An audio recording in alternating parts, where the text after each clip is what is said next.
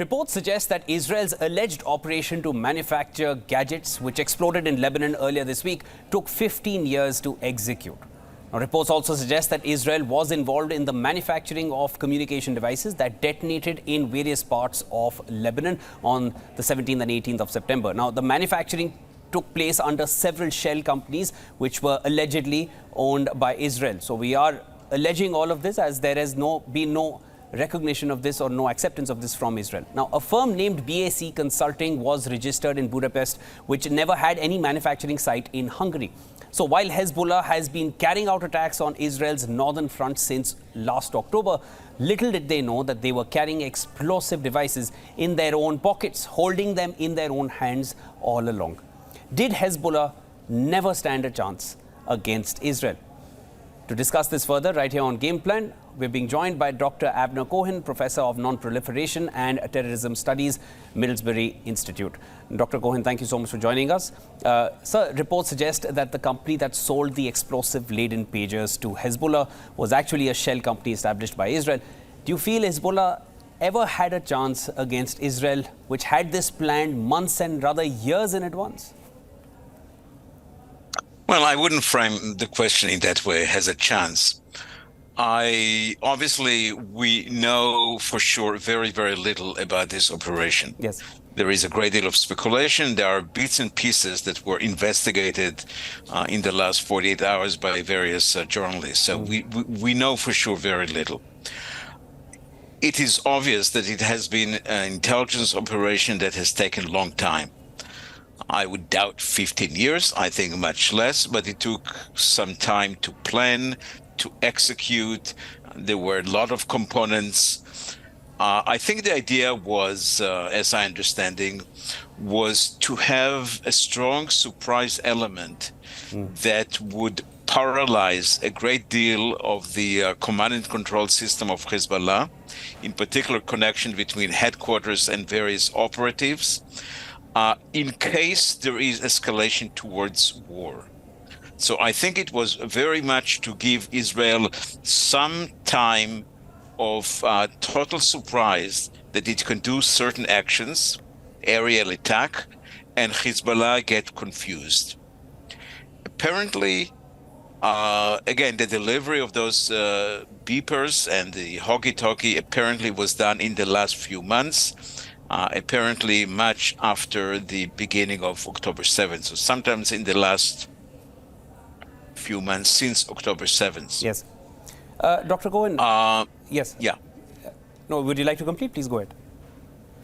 No, I'm just trying to say that the impression that got in a few publications, in particular in the El Monitor, indicate that it was obviously that it was kind of numbing towards the moment. And apparently Hezbollah has some suspicions. There is a story that those beepers were sent for better inspection to Iran. And Israel was placed in a situation of using and losing it, even though it was not at the time of its desire. It was not at the time of beginning of a major offensive. And it appears, again, still speculated, but it appears that Israel decided not to let it go, the entire operation, a lot of money, a lot of effort, great deal of scope, and they decided to use it after all, even though it was not the optimal moment. So that's the way I read it. I hear your point. Yeah. Dr. Cohen, do you feel the return of Israel's northern communities has in a way superseded Israel's top aim of destroying Hamas, as we're seeing majority or major part of its offensive and its concentration of forces is towards the north, overseeing Lebanon at this point? Yeah. Israel has not been able, even though Israel has caused a great deal of damage to the military aspect of Hamas. Essentially, it dismantled its Hamas as a military organization that based on military formations, regiments, companies, and even smaller units. And by now, Hamas is functioning as a much smaller force not fully coordinated, not fully centralized, essentially cells of terrorist organizations. And in that respect, Israel was able to do a great deal of damage to Hamas as military organization. But Israel was not able to defeat Hamas entirely as organization and as a governing structure in Gaza. And yet, for 11 months, Israel has troubles in its north. I mean, Yes. nearly 100,000 Israeli had evacuated. And it appears also that Israel cannot fight offensively in two fronts, on the fronts of the south and the fronts of the north. So whether the issue of the beeper was actually planned, or it was a moment of opportunity, or it was a moment of necessity not to lose that kind of advantage. It appears that Israel is moving towards the north, but I don't think that at this moment either Israel or Hamas are ready to go to a full war. A full war meaning including all the arsenals that Hamas has and Israel has in its capacities. Dr. Cohen, at this point now, the situation of the U.S., the Secretary of State has visited West Asia nearly, I think, 10 times now since October last year. There have been multiple rounds of diplomacy. Again, we have not arrived at a ceasefire, not since November last year. At this point, and I'm not just speaking about Lebanon, Israel, Gaza, West Bank, I'm speaking about the larger West Asian region. How do you feel U.S. can ensure calm in West Asia at this critical juncture? What do they need to do? Do they need to pull out, or do they need to enter more? What should they be doing? There is no question that there is a great deal of frustrations in the United States about Hamas, about Israel, about the situation as a whole. I think there is a growing sense of despair within the Biden administration that until the election, they were not able to reach ceasefire. They're not able to reach what they wanted so much regionally, but also in terms of U.S. domestic situation, in terms of the elections, to release the hostages. And there is a great deal of frustrations. I think the anger is directed at both Hamas and also at Israel, in particular Prime Minister Netanyahu, which is perceived by the Biden administration as playing for time for the elections and possibly even indirectly or even directly supporting Trump and is not ready to do what's needed to be done in order to get Israeli hostages back. So there is a great deal of frustrations. There is a great deal of sense of lack of ability to take significant action to move something. And at the same time, if the situation is going to be out of control, the expectation is that the United States would save Israel, either against Iran or even against Hezbollah. So there is a great deal of frustrations, and I think that much of it is against Netanyahu himself. Sir, there are somewhere close to 46,000 U.S. troops in the larger West Asian region. It's across 11 countries at this point. Do you feel that kind of presence is helping in any way arriving at calming situations? Because what we've seen in the past 1 year and even before that, do you feel tensions have calmed, they have reduced with the presence of U.S. troops at this point? What kind of a step should the U.S. be taking to release tensions in the region? Well, the United States has been successful in dissuading Iran not to escalate the conflict into a full-range regional conflict, regional war that could be a number of factors, including Iran itself. That kind of war, it could once erupted, and much of it would be run by launching missiles from side to side. Who knows how it could be called to a ceasefire? The United States was unable to restrain Israel in Gaza. The United States was unable to bring the conflict with Hezbollah in Lebanon into a halt. Halt depends on what will happen in Gaza. And as I said, I think that a great deal of frustration is at Israel and to a degree also the Hamas, but the impact of the United States, the ability of the United States to shape or to influence the policy is much stronger with Israel rather than with Hamas.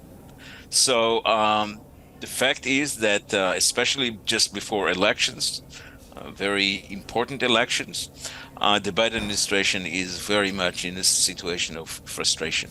Understood. Mr. Cohen, finally, I'd like to just get one more response from you.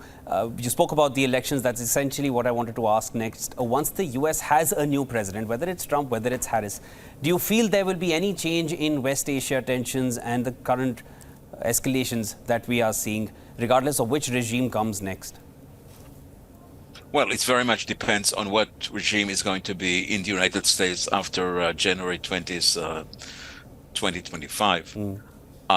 Many believe, myself included, that Prime Minister Netanyahu is playing for time. He is not ready to resolve the situation. He doesn't want to give the credit to the Biden administration and to Kamala Harris. And he hopes that Trump may give him a better opportunity to end the war in terms better for himself.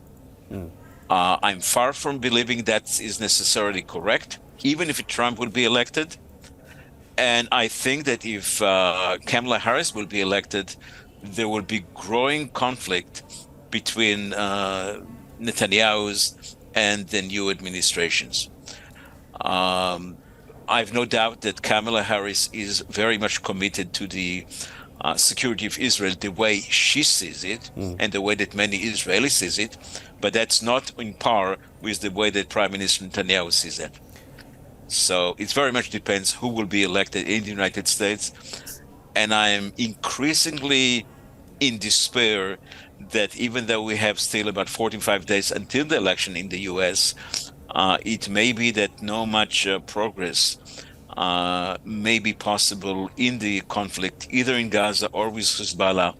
And there are still over 100 Israelis are in captivity in Gaza. Some of them alive, some of them dead. And it's a terrible, terrible situation. So in case Trump comes to power, because it is still seeming like a tight race between the two, so one really can't be sure. Do you believe that he will be able to rein in Israel at some point? Do you feel that will be able to bring in some kind of calm and relief in the West Asian region? Can you rephrase the question? I couldn't get it clearly. Yeah, I'll repeat that for you, sir. If Trump comes to power, do you feel he will be able to rein in Netanyahu, who has been rather defiant as far as the Biden administration is concerned, or the Democrats are concerned? Do you feel a Republican stance or Trump with at the helm of affairs, if he's the next president, he'll be able to pull in Netanyahu from carrying out all the aggression that he has carried out currently? Or do you feel, even with Trump at the helm of affairs, the war will continue the way it has been and tensions will continue to escalate? No, I think that actually with both of them, either Kamala Harris or Trump, once there is a new president for the next 4 years, will be some pressure on Israel to end this war in its current form. Okay, that's interesting. I think it would be either one of those to be elected.